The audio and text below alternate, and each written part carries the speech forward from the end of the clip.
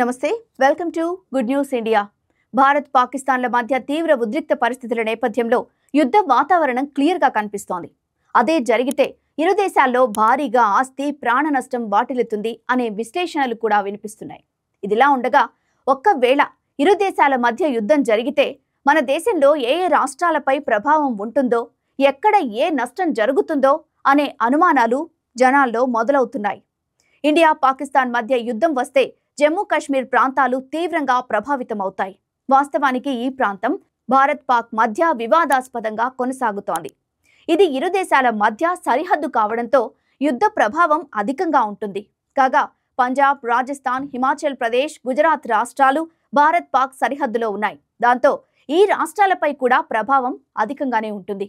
అందులోనూ ఆయా రాష్ట్రాల్లో ఉన్న సరిహద్దు నగరాలు ఎక్కువగా నష్టపోయే ప్రమాదం ఉంది.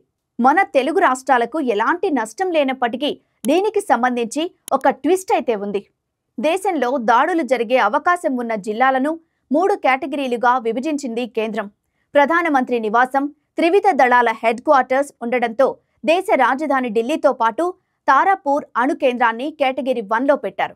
వీటితో పాటు ముంబై, చెన్నై, సూరత్, వడోదరతో సహా అణు విద్యుత్ కేంద్రాలు ఉన్న పలు నగరాలు కేటగిరీ 1లో ఉన్నాయి. కేటగిరీ 2లో తెలుగు రాష్ట్రాల్లోని విశాఖపట్నం, హైదరాబాద్ నగరాలుండటం గమనార్హం.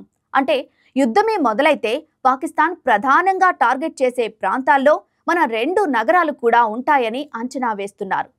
ఈ నగరాల్లో ఏ ప్లేసెస్ అటాక్ జరిగే అవకాశం ఉంది అనే జాబితాను కూడా కేంద్ర హోంశాఖ ఏపీ, తెలంగాణ రాష్ట్రాలకు అందజేసినట్లు సమాచారం.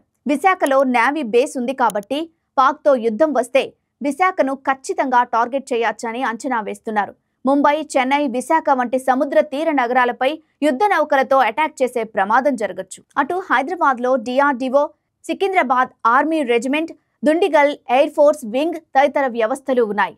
కాబట్టి భాగ్యనగరం పైన పాక్ కన్నేయొచ్చని కేంద్ర నిఘా వర్గాల అనుమానం.